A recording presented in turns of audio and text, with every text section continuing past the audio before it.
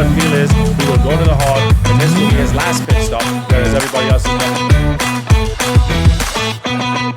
Welcome, Formula One fans. This is Jonathan Steele with the Formula One News Hour, coming to you from Austin, Texas, a little later than the actual race, because let's face it, who's going to get up in the middle of the night to watch Formula One? Well, a lot of people will, but me at my age, I'm not one of them. Okay, so anyway, we're gonna get going in just a moment with the race. They're all kind of sitting there waiting to do the formation lap and stuff like that, and we got to do an introduction on the track and the tires and all that kind of stuff.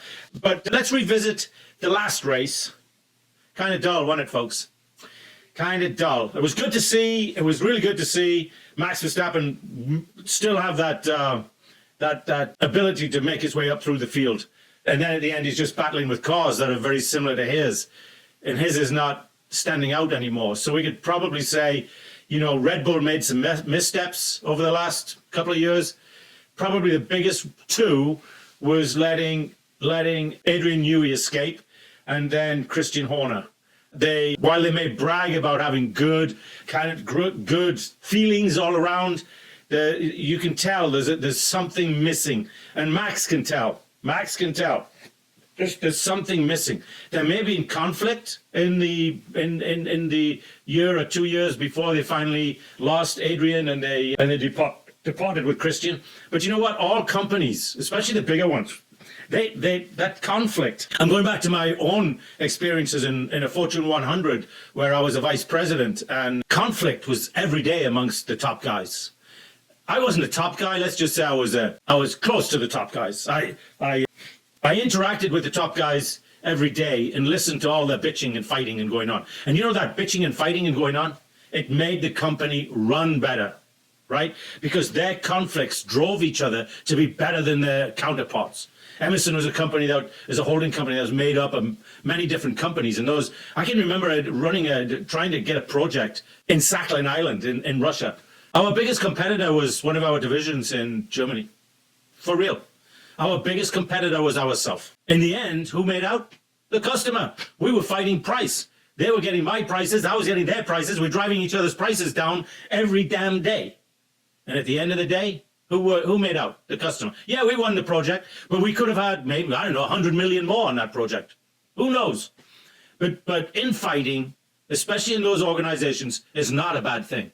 It's actually a good thing. It makes everybody better at their job. Imagine just showing up for work every day and going, I think I'll do this, I think I'll do that.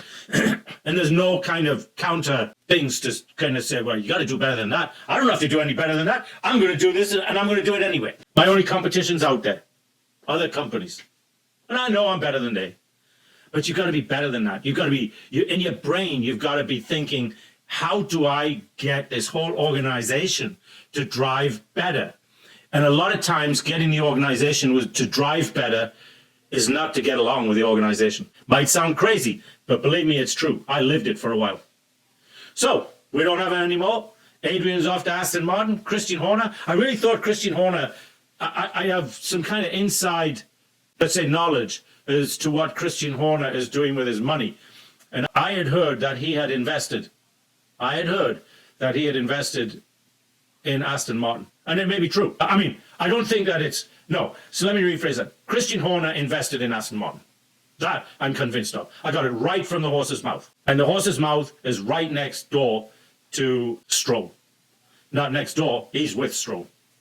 So I know that Christian Horner invested in Aston Martin. Why is he not more a part of the Aston Martin organization? That's the biggest question I have. But anyway, let's see what's going to happen today in the race in China. And of course, you know, I haven't seen any, I don't even know who won the race, what the results are. I wasn't feeling too good over the weekend. So normally I would watch the race the following day on the Sunday, but it's not. So here it is Monday, and we're about to get this thing going, and let's see how it goes. Okay, we're getting the wind up to the introduction of all of the drivers, such wonderful little fellows that they are. Let's face it, folks, they're living the dream.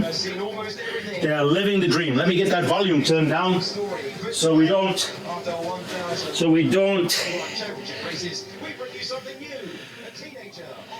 Whoa, a teenager on pole position. I haven't seen qualifying or anything. I didn't feel that good. So, of course, course, this track is in Shanghai. Yeah, if you've never been, I know, I'm always saying that. Make it on your bucket list. I think Formula One go around the world just looking for cities where they can put on a race where everybody should have it on their bucket list.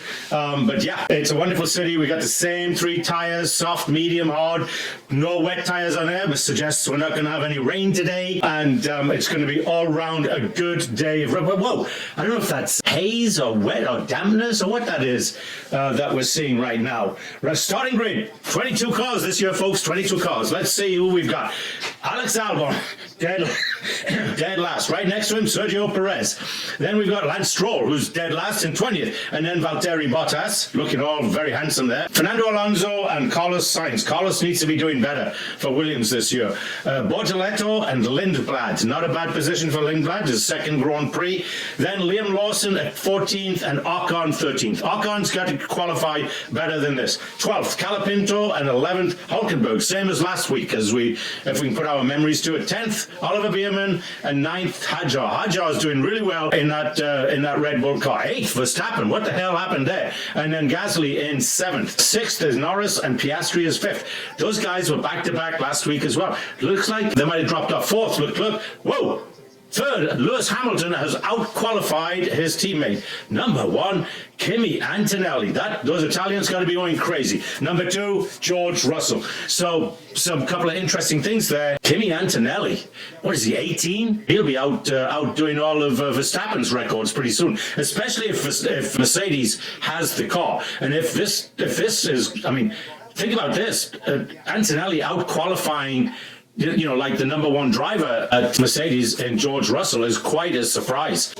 It's interesting to see how this race ends, but youngest Grand Prix pole sitter in Formula One history. Where the hell's Max Verstappen in that? That's crazy. We're always talking about Jim Clark and Fangio being the world's best and everything. Of course, back in those days, they got into Formula One a little later because they started in rally cars and sports cars and all kinds of other cars. So by the time they made it into Formula One, they were in their early 20s. Whereas today, they jump out, they go to a simulation and they jump out of a Formula 3 or a Formula 2 and then a Formula 1 car at a very young age. Antonelli's, 18? Bierman, I think he just turned 17, but remember, he came in 6th in a Ferrari at 18. So we're getting ready for the formation lap to get going. Let's see if anybody decides, wait, one spot missing right there. That's interesting. I'll give something for this Apple TV. The camera, and of course this is coming from Formula 1, not Apple, but the shot selection appears to be different from what Sky Sports is putting out. Now I know that Apple has to license from Sky Sports and they get their feed from Formula One. And let me get back a little bit. I'm making assumptions there because maybe that's not the case anymore. Maybe Apple TV negotiated directly with F1, not Sky Sport. Let's see what we've got. Medium. That's the top 5. Then hard. Then soft. Verstappen, both the Red Bulls are soft. Give me the. They took it away before I could get it all, and they're only on the formation lap. But there's a lot of AI. That's what the first thing I'm noticing right now. There's a lot of AI in these shots that we're getting, where they're being enhanced by AI and how the camera's seeing the car from above or below, or whatever. I don't know. He said, how do they see the cars from below? It's hard to explain what they're doing there, but this is a really interesting perspective of the race for the viewer, because they're certainly manipulating what we're seeing using artificial intelligence versus what we used to see. So, do I like it more? Yes, absolutely. Ultimately, will it be a better experience? It could. You know what it could do? It could dissuade. Listen up, Formula One, listen up. Jonathan Steele with the Formula One News Hour is speaking to you now. You could take away the user experience of being at the track by looking at your new TV perspective. It's very, very interesting. Now, what you can't take away is all the interaction with the other fans and all that kind of stuff. But this is very, very interesting perspective view of what we're getting to see versus what we saw last year. Now, why didn't I see this at last week's race? Well, to be honest, I wasn't really feeling that good, and I've been fighting with Apple TV and getting all this stuff done to get it. I was really pissed off that Formula One had dumped ESPN. Of course, they didn't dump it. It's a business decision. But from my perspective, they dumped ESPN and went to Apple TV. And let's face it, when Tim Cook, the chairman of Apple, he was at the Austin race 2 years ago. What's Gabriella Portello doing sitting in the booth? Anyway, when he was there, he was waving that flag like it was a limp DI. I mean, what a useless little. So, I mean, you want a man shaking, or a woman, you want him shaking that flag, not kind of doing this stuff. I mean, give me a break, Mr. Cook. Anyway, what am I doing criticizing him? He's a multi-billionaire, and I've got a lot of money. Let me tell you, I got a lot of money. The other day, I checked my bank account. It's all the way up to $1,500. Yeah, that for me, that's amazing. But anyway, as we're pulling to the end here, these camera shots enhanced with the AI, very, very nice. Wait a minute, Alex Albon is also. These guys, the reserve drivers are taking up that, although it could be shots from way back, who knows, I don't know. And we've got our little flag bearer out there waving the green flag. So now we've got the red lights coming up, right? 1, 2, 3, 4, 5, and we're off and going. Are we? Yes, we are. And Antonelli got a really good start, and he's holding on to his lead going into the first turn. No, he's lost it. Two places gone. Both Ferraris have got past that. Well, no, let's see. The second one drops back. Lewis Hamilton, folks. Lewis Hamilton is now leading a race. This got to be the first, well, other than when he's been given it, this got to be the first time. That was a great start. But whoop, we got a yellow flag already. Yellow flag. But that was a great start by Lewis. That is the Lewis Hamilton of 10 years ago. How does this happen to him now? This is crazy. Great. I'm so happy for him. Really, really, really. That was really a beautiful start. So are we going to get a red, green? No, we're not. No kinds of flags. And Antonelli now in second position. His teammate in third. Can't quite soon. No, he's lost. So let's spit his name out, John. What's going on? Sorry, folks. The Haas. Beerman has just passed. No, Hadjar. Whoa, Hadjar just spun out and he knocked Beerman off the track. Whoa, we've got all kinds of stuff going on. Isaac Hadjar just had too much heat going in there and lost it. But I'm getting back to what I was talking about, where Leclerc now is in third position. Let's see what happens here. Yeah, just lost track. There is a lot of really good racing going on right now, folks, and I can't keep track of it. But to give you a rundown, Hamilton, Antonelli, Leclerc, Russell, Gasly, Colapinto, Lawson, all the way up, he's gained positions. 7 positions. Liam Lawson has gained 7 positions. Colapinto, 6. Gasly, 2. Russell, 2. That's what I was meaning to talk about. Russell cannot have gained 2. He's lost 2. Leclerc, 1. Antonelli lost 1. And Hamilton is the leader. And so I was about to say, we haven't seen this kind of fighting out of Hamilton in a life. That's crazy. I hope it lasts. I hope it lasts. I hope he's able to maintain it throughout this race into the next and the next and the next. It's good to see him fighting for position. Where is Verstappen? Verstappen is in 12th now, unchanged. So Lewis Hamilton, Kimi Antonelli's in second place. Third place is Leclerc. So let's see how long this lasts. And what can I say? But a great race start for Lewis Hamilton. And a poor race start for Charles Leclerc, because now George Russell, because he now finds himself all the way back in, fourth position. Not so far back, but it's 1.3 seconds. And so, whoa, Antonelli just took the, I didn't even see it. He just took it back, just like that. Whoa, you know who's going to be happy about this one, folks? All the Italians. When was the last time we had a great Italian Formula One driver? Okay, that's your homework, guys. When was the last great Formula One driver? And George Russell just went by Charles Leclerc to take over third place. It looks to me like this Mercedes team have really got a car to deal. The Mercedes engineers have done something that the Red Bull engineers did not do over the course of the off-season, and that was build a really good race car. And the guys that did an even poorer job of that was Adrian Newey and Aston Martin. Let's see, where is Aston Martin? Jeez, through all this excitement, guess what? We've lost Piastri. No, both the McLarens are out. Bordello out. Albon out. And I didn't even see what happened. I'm sure we're going to see this on the replay. I never saw what happened. That's just so crazy. So, but Stroll is in 16th now because the cars behind him are out, and Alonso is in 13th. So, not the kind of start to the year that everybody wanted, hoped for, and expected from Aston Martin. And so the big question is, Mr. Stroll, are you getting your money's worth out of your son and your new team leader? No criticizing, just asking a question. I'm a fan of Adrian Newey from years ago. So, but something seems really wrong with Aston Martin right now. I mean, worse than last year. Yeah, absolutely worse. let's see. Hamilton's now back in third position. Both the Mercedes have got by him. George Russell got by him. You know what? So here's a criticism I have of Formula One TV versus Sky Sports TV. Formula One does not keep you up to date on all of the passing and shit that, like, individually, that Sky Sports does. Now remember, Sky Sports is getting the same feed, but they're using the feed differently in that they quickly focus on the really important events. I've been watching and talking about this race since the moment it started, and I haven't seen 3 or 4 of these passes. Well, Jonathan, you're getting old, buddy. They just happened and you just missed them. Yeah, that's possible. Yep. Not because I'm getting old, but because there's a lot of shit going on that screen at the moment.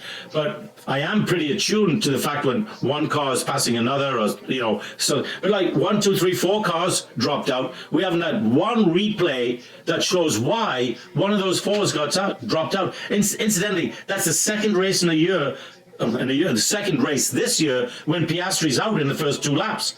And then Norris is out. You got to imagine that's a problem with the car and not with the driver. So Verstappen now is up to 8th. So he's moving his way up there. Liam Lawson's up to 7th. Let's see, where is our good friend? Ocon's up to 8th. Wow, how did that happen? Really? How did that? He came up from 13th. That's crazy. Bierman's dropped down to 12th. He started at 6th or 7th. So what is going on? There's a lot going on this track that is different to keep track of with Formula One feed and Sky Sports feeds. So guess what, folks? I'm going to be looking for Sky Sport feeds in the next race because it's much, much easier to follow. Okay, so now we're going to have a replay. So we watch, and Antonelli gets a great start. So does Leclerc. So does Hamilton. And in fact, Hamilton nearly gets past Antonelli on the first curve. Leclerc does. But Hamilton does not. And then on top of, whoa, I see what happened. Hamilton nearly went sideways right there. That's crazy what happened to him right there. So that's why that's okay. So now we're on board with Leclerc now.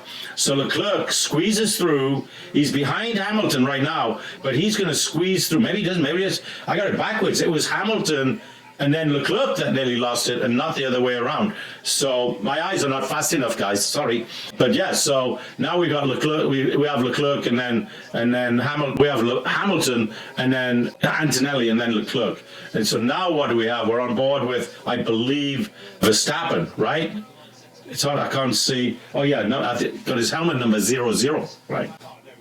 Well, Sergio Perez just spun out with his new Cadillac. Does he not realize that that's a Cadillac? You don't spin out, and then we see Isaac Hodge just spin out, but he manages to save it. I think he's still back in the race. We'll find out in a minute.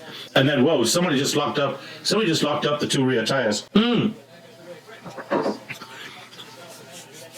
Hadjar just lost it. So let's see what happens, yeah. Verstappen went way wide on that one. Lost 1.15 seconds. So, okay, so let's see. Verstappen's 10th. Lindblad. And then Lawson, Ocon, Calapinto, Gasly. Wow, both Alpines up there today, guys. They're in the top 10 earning point, then the Ferraris, and then the Mercedes. Folks, it looks like Mercedes is going to dominate this year.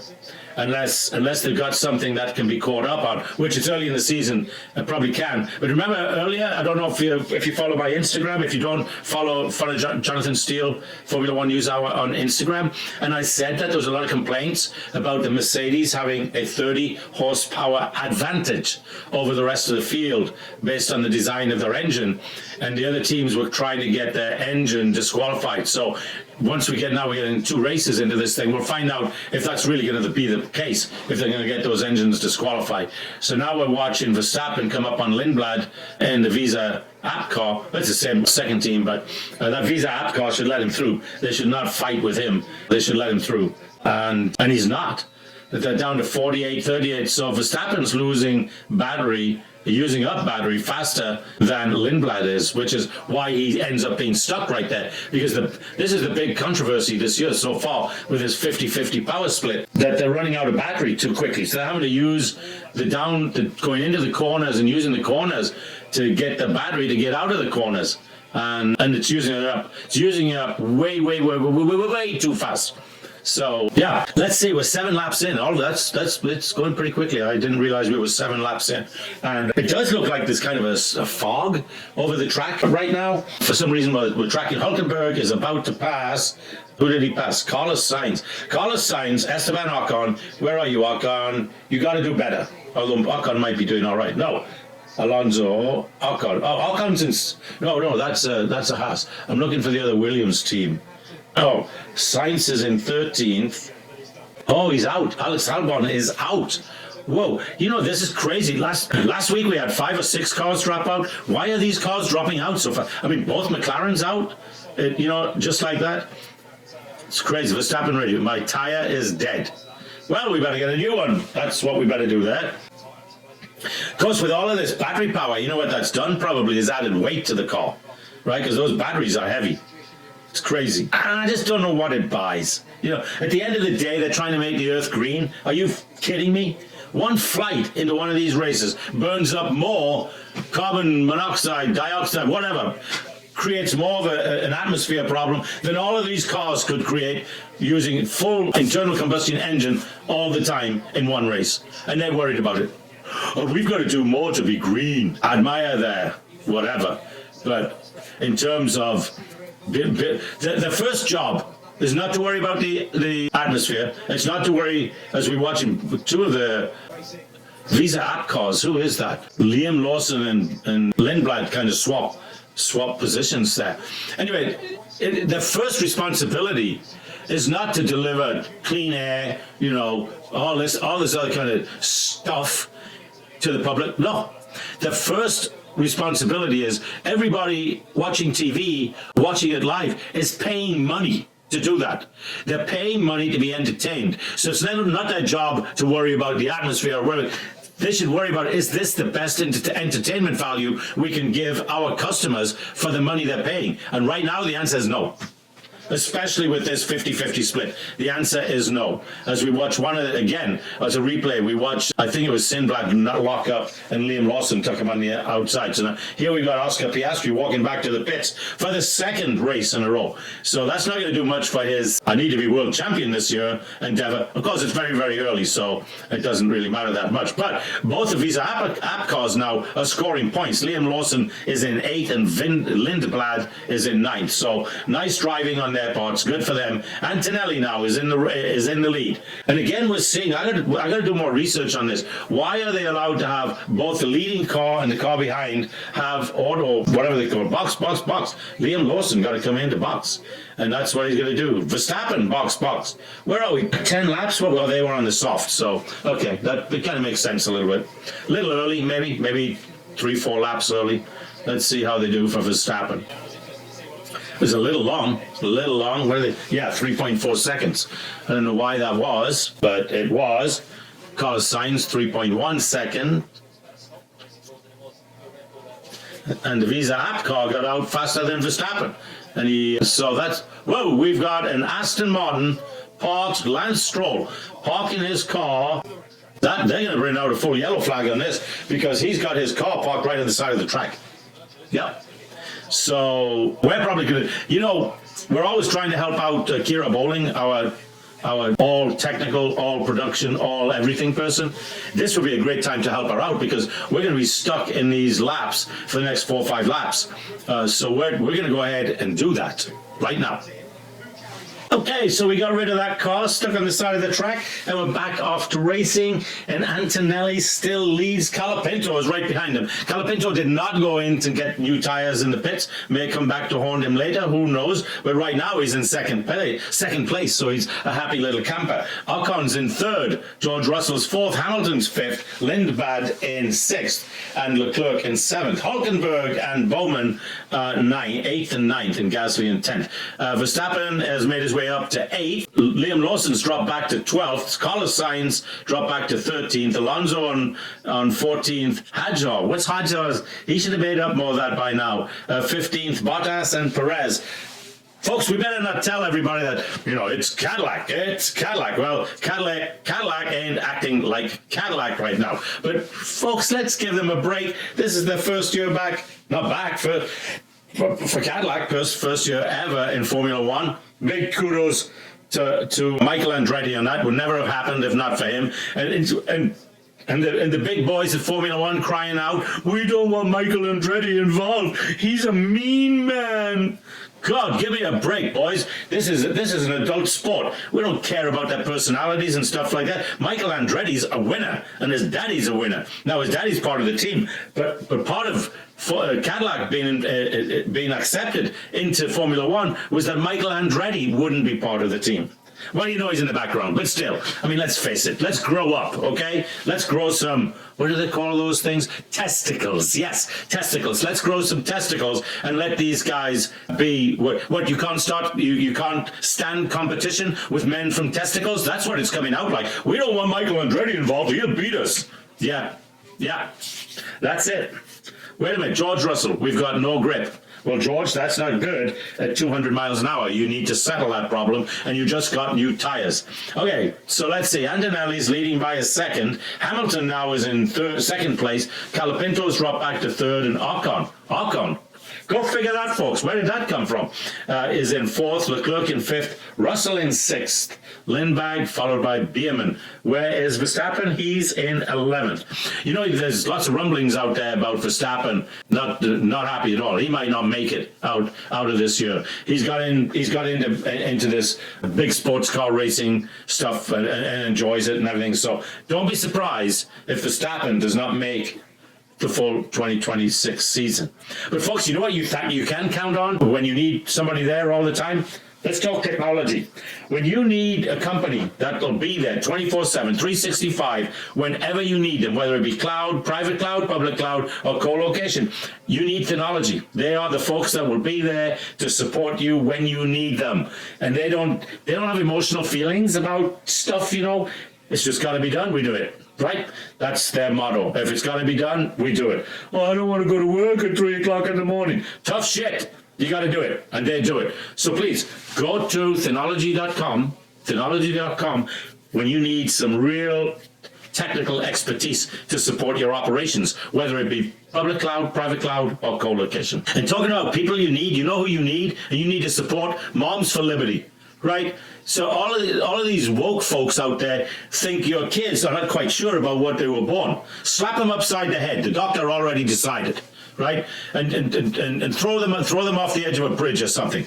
Kids don't need any input about, you know, things like what I was born or what I am, or what they need input on is math and English and science and all this other good stuff that's going to help them when they graduate and get out to the real world. Do you think anybody looking for a computer sciences engineer gives a rat's shit about whether you're male or female, or don't know if you're male or female? No, they want an engineer that can do the job.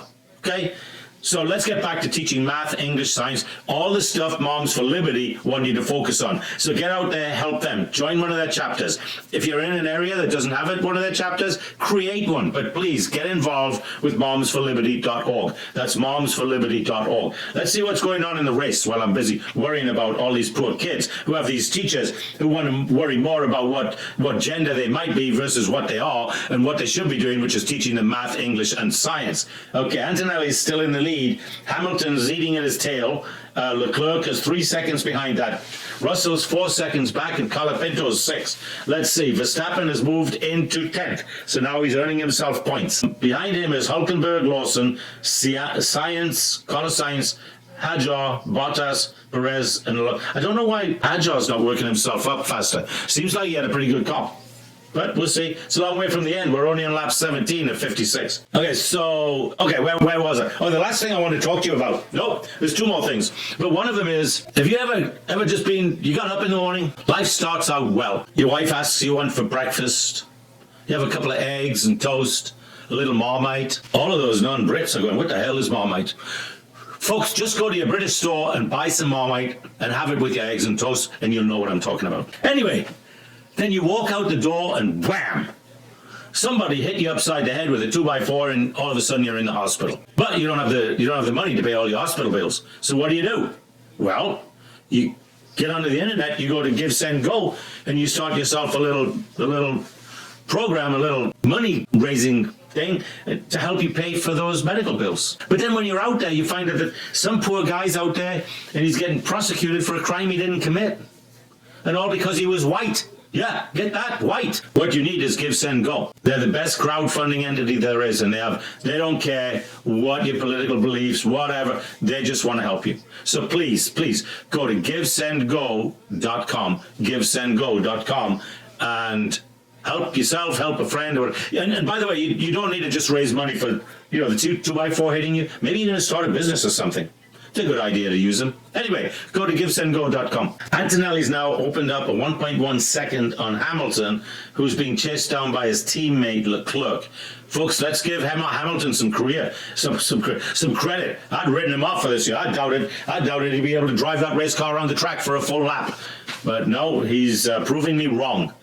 And I want you to know, I want you to know, guys, I'm not always right, but I am never wrong. Ever. Never, ever wrong. Never have been, never will be. Just saying. Verstappen's up to 9th now. Yeah. Who's ahead of him? Bierman, Gasly, Bierman, Ocon. And of course, Bierman's about to overtake Ocon. Calapinto, give it a little bugger credit. He's all the way up there in 5th place. He won't finish there, but right now he's all the way up there. Now, how do I know he won't finish there? Because when everybody else stopped to get some new tires, he didn't. So he made up a lot of those positions just by not pitting to get tires as we watch. Who is that? Ooh, very, very nice braking job by Verstappen? Yes, by Mr. Verstappen. Remember what I've always said, okay? The key to overtaking in Formula One is not how fast you can drive, how much faster than you can drive than the other driver. The key is how late can you brake against the other driver.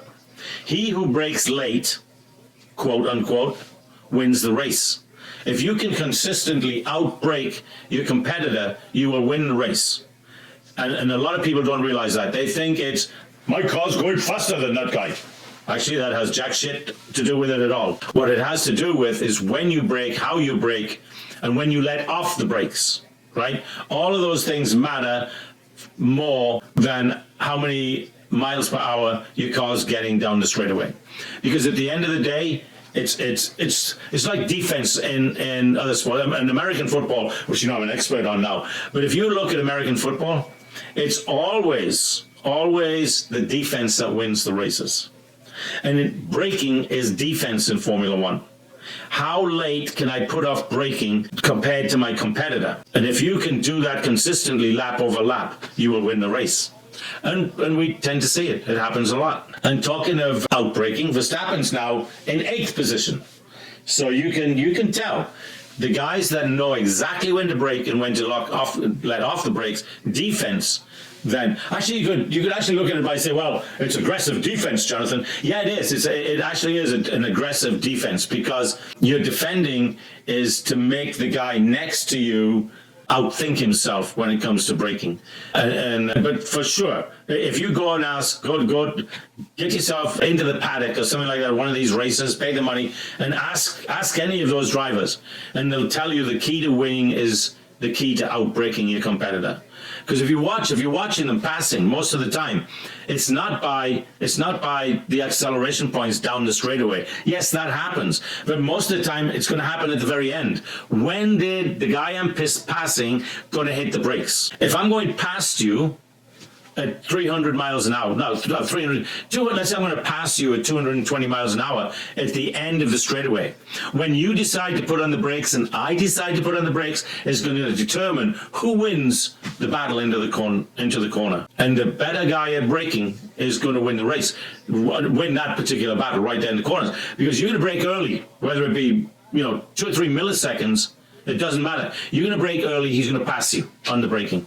And you see it all the time. Just watch the races, folks. Just watch it. It's really, really interesting. And the guys that have figured out how to... This is more true, by the way, in wet weather than in dry weather. Verstappen is a master at braking. Just absolute master. You know why he's a master at that? Because when he was doing go-karts, his daddy taught him, wet, dry, whatever, the key to braking. And there's not a lot of great things that you can say about Jos Verstappen, especially one of them being a father. From everything I'm read, I don't know in real life. Yeah, that wasn't fair, run me off the road. Yeah, I'm sorry, that wasn't fair. Copy that, mate. So Gasly's complaining about his teammate running him off the road. Okay, but yeah, so Jos Verstappen obviously raised an incredibly bright kid, and understands velocity, understands downforce, understands the physics of braking, the physics of turning, the physics of acceleration. He clearly understands all of that. There's no doubt in my mind. Now, is that going to make him the greatest Formula One driver of all time? Not a chance. I've said this in my podcast. The top 3 spots have really already been determined. And the problem is that you can say, yeah, Max Verstappen is the best Formula One driver in the last 5 years. Michael Schumacher was the best Formula One driver. But the issue is you're trying to compare Verstappen, for the Gasly, Verstappen, turn 6, moving under braking. Interesting. Anyway, what you're really trying to compare is the driving skills. And I can tell you the driving skills of today's drivers are nowhere near the driving skills of years gone by. If you don't believe me, just ask Mario Andretti. He's still alive. He's still going. He raced with those guys. Sir Jackie Stewart, he'll tell you the same thing. The difference is the ability of the drivers to adapt to the car. Today, the drivers don't adapt to the car. What happens today is the drivers adapt the conditions they have to the car, but they can't fundamentally change the dynamics of the car like the drivers of yesterday used to do. Not even close. The drivers of the 50s and 60s, especially early 70s, which is why I always include Mario Andretti, is they had the ability to physically change the dynamics of the car by the way they drove the car. So, Jonathan, how can you do that? Well, if you, as an example, I want you to try something. Go, especially if you can drive a stick shift car. Go pick up my son's got a Jeep. It's a really good example. And what I taught him how to change the dynamics of the car by using engine RPM. So you're going into a turn, and you go in and you downshift once. And so you go from, he had 6 speeds, so 6th to 5th. Very little difference. So the dynamics of the engine is really not having any effect on the stability of the car going into the corner. But if you quickly shift from 5th to 4th to 3rd, and watch the stability of the vehicle as it goes through that corner, it is completely different. And you can feel it in the car. It is completely different. So the ability of these drivers of years gone by to be able to change the dynamic effect of the car by the gear that they're in as they're going through the corners is crazy. It's crazy. And it's the difference between winning and losing races. It's the difference between being the very best and being very good. No, I'm not saying I know, I understand, I feel as I change through gears, and so I can feel the stability of the car. Even my little Toyota 4Runner, I realize I'm going into the turn too quickly, so I'll use the paddle shifter to downshift the gears quickly to get the engine RPM up to create the stability of the whole car while I go through the turn that I'm entering just too quickly using the automatic transmission. Try that. Just try that. So use the automatic transmission, but then as you're going in, just going a little too fast, and then downshift quickly with the paddle shifter, and watch how raising the engine RPM and all that, it just changes the whole dynamic feel of the car. And you'll understand all of a sudden, wow, I could be a Formula One driver. For real. You'll feel that feeling as the car stabilizes itself as you go through the turn. It's crazy, but it's a great feeling. Okay, where are we? Lap 25 of 56. You know what I think? I think we should probably, because things have kind of settled out here. Antonelli's now got a 4.6 second lead on Leclerc, Leclerc's being challenged here by Hamilton, who's being challenged by Russell. So, let's stay a little bit because this could change quickly. And then maybe after that, we'll give Kira Lana Bowling a little help with the work that she has to do to fit the Formula One News Hour into 1 hour. Having a little sip of wine there, folks. Anyway, let's see. Whereas Verstappen's up to 6. So while I'm talking to you about how to be a great race car driver, just in normal driving, right? If you take some of these things that I've just told you, if you just try them, put them into real life, as I've done with my kids. It really will help them in times of emergency. As an example, if you're in fifth gear and you're going into a turn and you have to avoid an accident or avoid somebody coming at you to the side, you don't have the power of the RPM to avoid it unless you're in, say, second or third. Once you're in the right gear to address any problem that could exist, including going through the turn properly, then you can avoid an accident. Remember, you can never break your way out of an accident. Don't even think about trying it. You can drive your way out of an accident. I've done it many times, where somebody's coming at me from the side, hit the gas, not the brake. When you hit the gas, you can drive your way out of an issue, especially if you're in the right gear. You can drive your way out of a problem much faster than you can break your way. You can't break your way out of a problem. If you think that by hitting the brakes you can avoid an accident, you just had an accident. However, if you think you can drive your way out of the accident by hitting the gas pedal, you're out of there. Trust me, folks, done it many times. Ask any Formula One driver. Did you see, last week was a perfect example, right? I think it was Hadjar came up behind, it was Antonelli that came up behind Hadjar, who was going too slow. And Antonelli drove past him. If Antonelli had hit the brakes, he would have hit him. But he didn't do that. Natural reaction to get around and get out of a potentially bad place is to hit the gas pedal. Now you're all going, Jonathan, I don't know when to hit the gas pedal. I'll tell you when to hit the gas pedal. When you think you're going to hit the brake pedal, hit the gas pedal. Especially with an automatic transmission, you don't have to worry about changing gears. It will automatically downshift for you. Just hit the floor.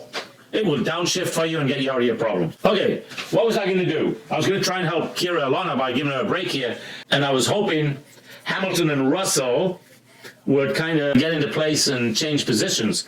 But it doesn't look like that's going to happen. Sorry, I've got allergies on my nose again. Doesn't look like that's going to happen. Whoa, who spun out? We've got Ocon. No, Lindblad from the Visa app. So where was he before? Lindblad was 14, so now Lindblad is dead last because now we've got to see Lance Stroll's dropped out. I've been busy talking so much, I haven't really been focusing so much on the Formula One race. And that's because there's not that much going on. Let's see what happens. So we're going into Lindblad, he's coming up, he's all by himself. He goes into too much understeer. He just lost all grip going into the turn. Fortunately, sat there, got back going again. Where is he now? Lindblad is 14, so he didn't lose that much. He didn't lose that much. Let's see. Alonso is dead last, in the Aston Martin. Perez is second to dead last in the Cadillac, and Bottas is third to dead last in the Cadillac. Lindblad, even for spinning out, has still managed to maintain his 14th position. Carlos Sainz, 13th. Williams. What has happened to Williams? Colapinto is still managing to stay up there in 7th place. For how much longer, I don't know, because he doesn't have tires that can really help him. Little Ollie Beerman's up in 5th, with Verstappen behind him in 2nd. Wait a minute, that's the same thing that happened last week. So the little Beerman's up in 5th, and where is his teammate? His teammate is in 9th. Man, they're just fast in all of the right places. That's George Russell talking about the rest of the team. Mostly he's talking about Ferrari. Ferrari. Ferrari's got a good car this year too. Ferrari, I don't know if you follow my podcast, there's a lot of controversy about how they do their rear wing adjustments. It kind of flips over and it's got like a little airfoil attempt on it. And Mercedes was running up. Last time I saw Toto Wolff going anywhere, he was going up with a whole pack of material about why Ferrari should be banned from using that. But I haven't seen any outcome on that, so I don't know really what is going on. But now we got to a point. Russell's got 0-0 on Leclerc. Will he get past him? Let's see. Leclerc, no. But there's a beautiful battle going on up front between the top 4 cars. Well, I should say the top 3, because Russell's a full 7.5 seconds behind his teammate. Then Leclerc is 0.3 behind him, and Hamilton 0.9 behind him. Then 15 seconds back from that is Beerman. Verstappen's going to pass Beerman in a few minutes. So Verstappen's going to get up to 5th. What did he finish last week? 6th. So not a great start to the season for Verstappen, really. Ocon is now in the pits, so he's going to drop all the way back. Let's see. There's some kind of interesting things today. There's lots of people close together, and then all of a sudden, like you've got the top 4 that, within 2 or 3 seconds. No, I'm sorry. Russell's 7.9 seconds back from Antonelli. Whoa. Whoa, whoa, whoa. We're on lap 30. Man, this race is going faster. We got to find a way to give Kira Alana, Kira Bowling, her second name's Alana. Incidentally, talking to Kira Alana, have you guys gone out to Kira Alana Art and bought yourself some really good artwork? If you haven't, you need to. Hey, while we're doing that, I haven't given Sir Jackie Stewart his plug that I try to do every race. This race has just gone. It's actually been a pretty interesting race. Anyway, please go to Race Against Dementia, okay? And you should do that because about every family in the Western world has a family member that suffers from dementia. So please go to raceagainstdementia.com and help support Jackie Stewart's organization. I'm going to help Kira Alana here by taking a pause for, I don't know, 10, 15 laps, because I don't think that much is going to change. They're all on hard tires. Going to be no tire changes, no nothing. So the only thing that's going to happen is a driver mishap. There's enough space between most of them for the tire mishap to mean nothing. So I will be back in a few moments. Okay, so we've helped Kira Bowling out. We've got this past up to, we're at lap 44, folks. So we got 12 laps to go. Antonelli is way out in front as well, 7 seconds out, followed by his teammate Russell. Get this, there's 13 seconds now between Russell and Hamilton, and Leclerc is 1.8 seconds back. And then we got 20 seconds all the way back to Beerman. And guess who's still hanging behind Beerman by 2.3 seconds? Yep, you got it right. Max Verstappen. How did that happen? And then rounding out the top 10, we got Gasly, Lawson, and Hadjar. So a bunch of the rookies are doing really well. We've got one leading the race. So they're not really rookies. Let's say second-year students. One leading the race, number 2 in 5th, number 3 in 8th, and number 4 in 9th. So Hadjar has actually done a pretty good job of finding his way up through the field, which is not what his teammate has done. So I would say Red Bull is going to be pretty disappointed. I'm going to have to, I think I told you a couple of years ago, we got to know the head of the Red Bull engineering team, the guy that runs the whole engine development. And I need to get back in touch with him and ask him what he feels about the power plant they've put under the feet of Verstappen and Hadjar. On the first lap, spinning off through turn 11. Well, he's now looking like he can get some points in this for Red Bull as well. It's just a good day for the The good news is they're going to score points. McLaren's not going to score any points. They had minimal points last weekend, so McLaren's not starting the year off in great shape either. The only guys, folks, the guys that are starting off the year in really good shape is Mercedes and Ferrari. Ferrari need to win this year. They need to win the championship for the team, and they need either Leclerc or Hamilton to win the championship. I'm not going to put my money on either one to do that, but that's what they need to do. I'm going to actually put my money on maybe Antonelli, because he came in second last week. Now he's coming in first this week, and he's only a year past being a rookie. His teammate, George Russell, should be dominating, and he's not. Which is probably why he only has a 1-year contract. When Mercedes looks at Kimi Antonelli, two races into this season, they have got to be really, really happy. They just found a Max Verstappen in Kimi Antonelli. Max Verstappen, they got him up. Okay, Max, let's retire the car. Oh no, what is going on? That's crazy. Max Verstappen, after a roaring run through the field 1 week ago, suffered a fate of his teammate from 7 days ago. He's not going to see the checkered flag. Tough start to the season. Really tough start. That's terrible. I mean, I don't know, there was never any indication of what might be going on, but with 10 laps left to go, Verstappen is going to get out of his car and leave it on the pit lane for them to deal with. Is he going to make it back to pit lane? Let's see. It's got 94 miles an hour left in it right now.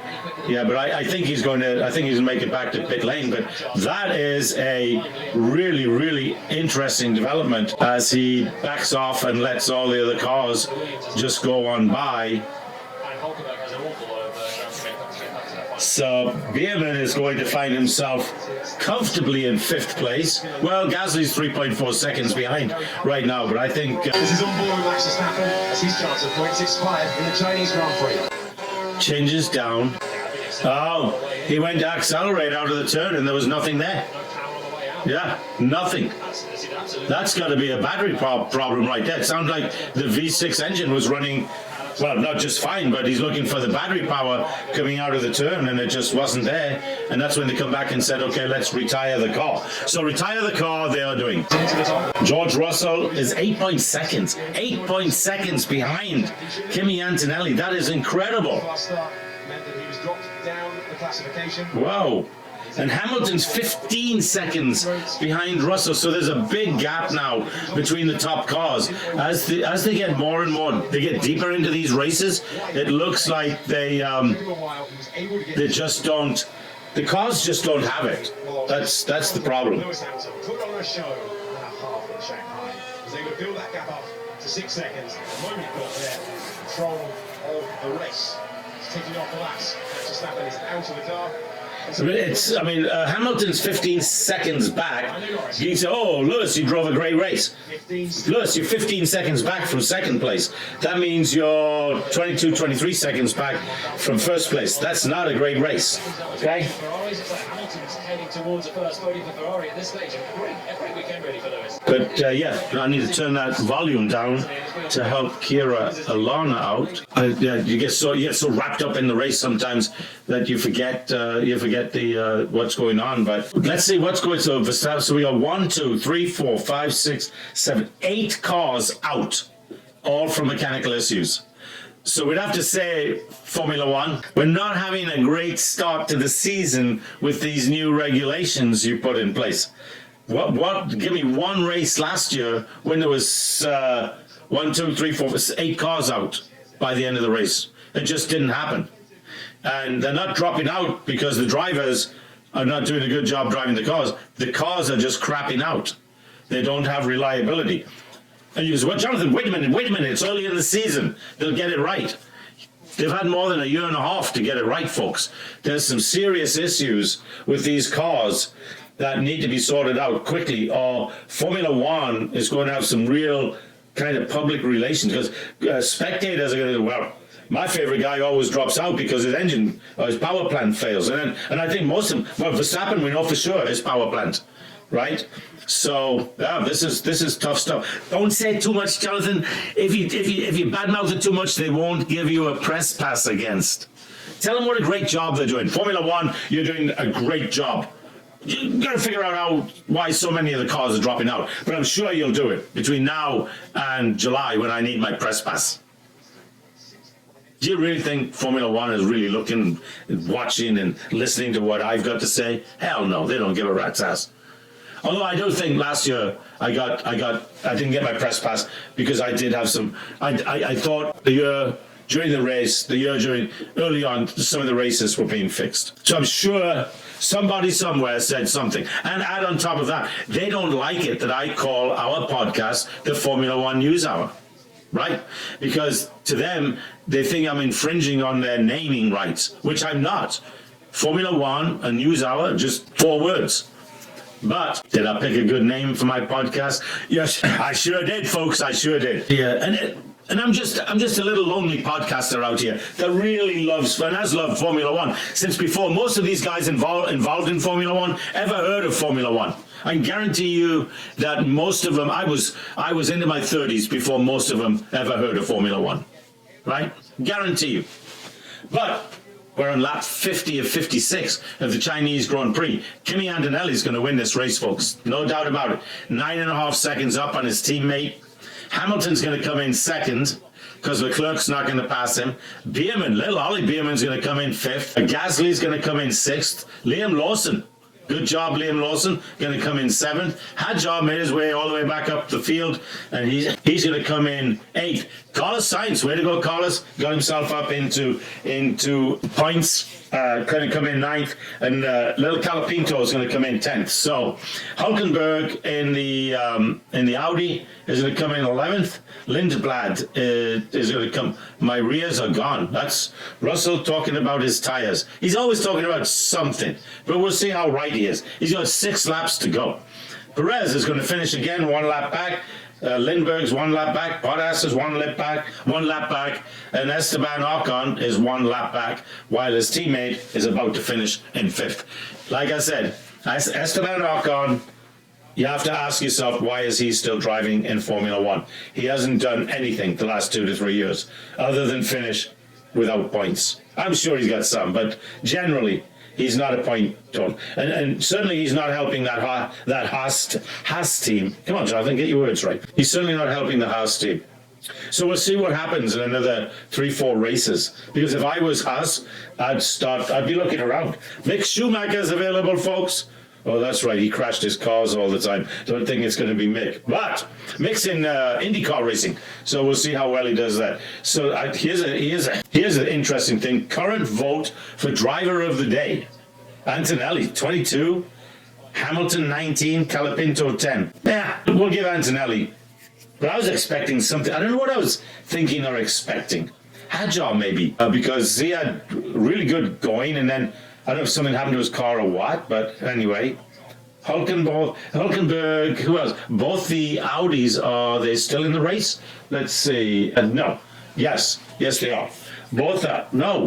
Bortoletto's driving for Audi. He's out. He's the second one out. Audi.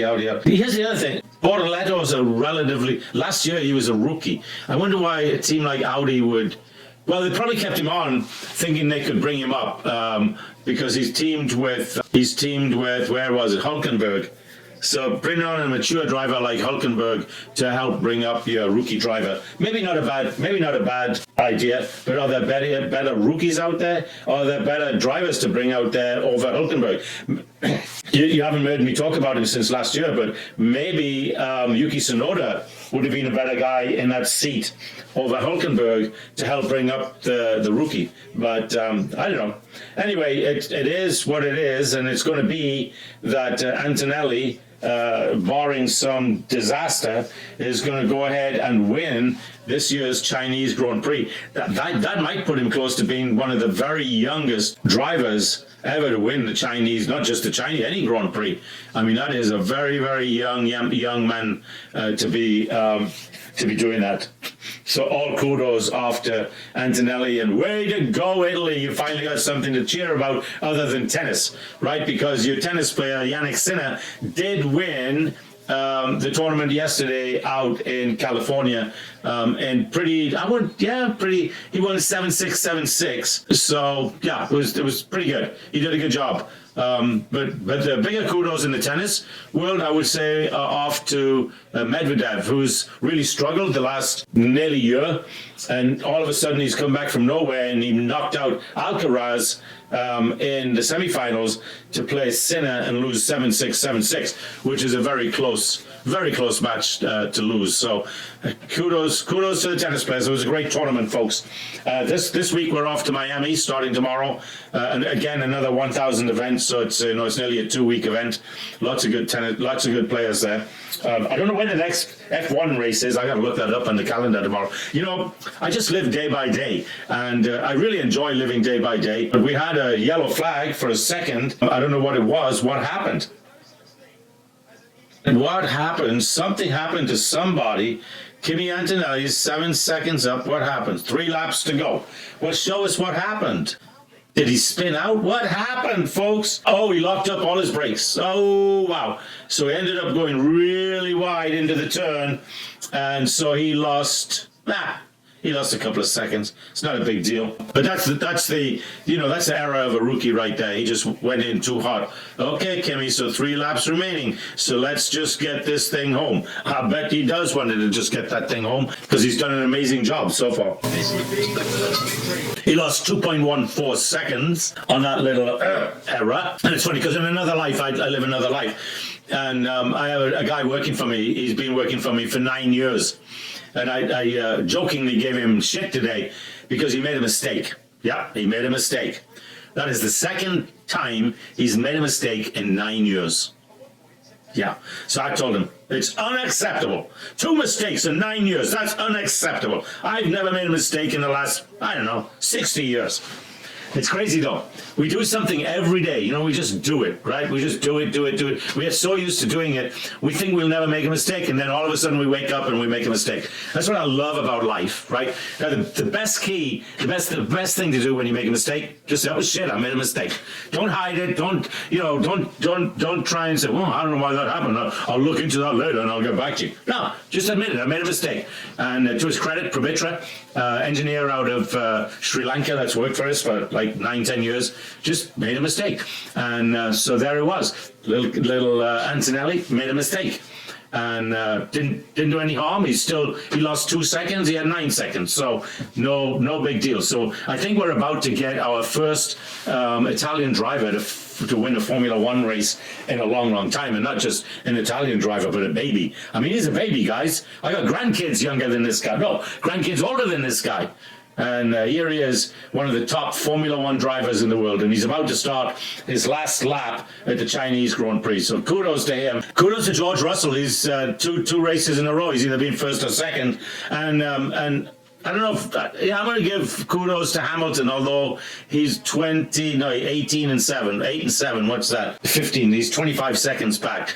So that's really that's not really that challenging. And Leclerc was 3 seconds back from him. But big kudos to Oliver Bearman again to come out way up there and to give Haas some more points. So Haas has got to be like in second or third place for team points this year, which, you know, if I'm Gene, there's Marco Antonelli, Kimi's father, and he's all smiles. Can't believe it. Yeah, it's good stuff for them. But anyway, Gene Haas has got to be licking his lips and going, where the hell did we get this guy from? He's incredible. So right now we're coming. Who's going to be? So we got 1, 2, 3, 4, 5, 6, 7 cars out for mechanical failures. That's just not acceptable, guys. Formula One, you got to change something. Nobody's going to want to go to a race where 7 of the cars, or 6 of the cars, I think it was 6 last week, are dropping out due to mechanical failures. And I'm pretty sure they're probably all related to the battery. Well, not the battery, but the power pack per se. So it's just incredible to me that we're having this kind of attrition out of some really finely tuned engineered cars. As we watch Antonelli come around the last turn before he's going to take the checkered flag, which has got to feel really, really good to him as he comes down and weaves through the straights, gets the checkered flag, and what can we say? Congratulations. Well, watch out, Mr. Antonelli. You got a guy right behind you. And the whole Mercedes teams congratulate. Daddy's happy. Mommy's happy. Everybody's happy. It's great to see everybody happy, isn't it? You know who else is happy, folks? All our sponsors, Thenology, the data center out of Austin, Texas, Moms for Liberty, .org they're actually out of Florida, and Give Send Go, which are out of Boston, Massachusetts. They're all happy because it was a great race. It was a great time. And you know what? I'm happy, folks. I'm really happy because I've got Kira Bowling doing all of my work for me to make me kind of look really good, right? I know you can't make me look good at my age, but hey, she tries, right? She really tries to make me look good. So kudos to Kira Bowling for all the hard work she does, being our production, our marketing, our technical, everything, all in one person. Thank you, Kira Bowling. And don't forget, folks, go to Kira Lana Bowling on Instagram and get some of her art. I think she's also on Etsy. Kira, put your Etsy, I think, is it Etsy? Put your Etsy address out there so people you can buy, folks, by the way, you can buy Formula One News Hour goodies like mugs and shirts and all. Wait, Kira, am I right? Shirts? Anyway, mugs and drink cups, all kinds of stuff. You can get it right there on Kira Lana's Etsy website. So, Kira, please put that out there for all the folks to buy our good stuff. Until the next race, which I don't know what it is, this is Jonathan Steele with the Formula One News Hour saying thank you for being part of us, and thank you for tuning us in and everything else, and we'll see you at the next race.